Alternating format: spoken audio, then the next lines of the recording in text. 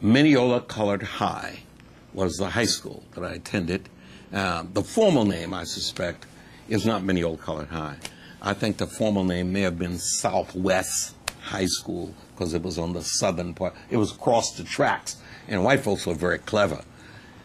But all of the things that around us and that was written is Mineola Colored High. And it was not just a high school. Yeah, it was not just a high school. It was all 12 grades in 6 rooms. There were 12 grades in 6 rooms. There were 2 classes per grade. 254 students in the entire school. There were only 13 people in my graduating class. Were these African-American teachers? All African-American teachers. Some qualified, some not qualified. For one example, the person that taught math was a fellow named Leonard Charles Gregory. Yeah, Leonard Charles Gregory. Prof. Gregory was the coach. He coached basketball, baseball, football, and track. That's what he was hired for. Leonard Gregory knew nothing about math, but this separate but equal school did not provide for both a coach and a math teacher on the money side. So Leonard Gregory had to take the job doing both. He was only qualified to be a coach.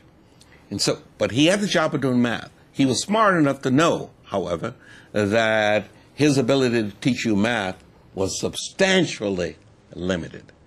And what he did, and I thank him to my dying day, he required us to commit the entire math book to memory, down to even the number of the pages and what was next to the number on the page. And if you were able in the examination to give him back from memory the contents, let's say, of Theorem 90 in geometry, and all you didn't understand it, but if you could give him back, you could recite it, you could put it in appropriate, consistent with the book, you got an A. Now, I didn't learn any geometry, but I developed a rare ability to assimilate a huge volume of information and be able to call it back almost as if HP or Sun Microsystems or Google. I was Googling before there was a Google because Gregory had made us understand that a level of confidence can be built if you record in your mind that which you're hearing. And if you're halfway smart, it will become, you can synthesize it. Isn't that something? Well, it was certainly marvelous. served you well in terms of your future. Well, I got to tell you, it was the same way with some of the other teachers. Now, some of the teachers were qualified.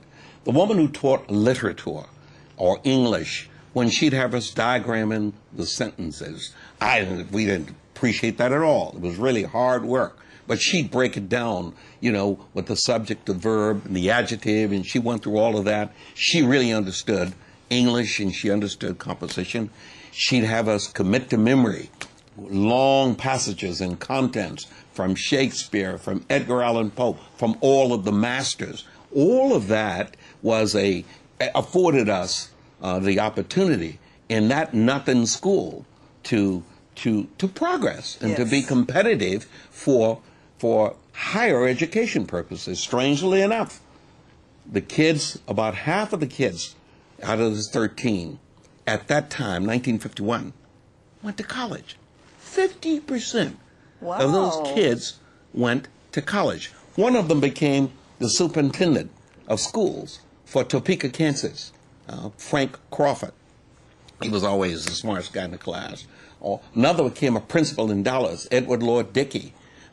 Another became a emergency room nurse, Violet Johnson. I mean, we really had some talented, really talented folk in that nothing school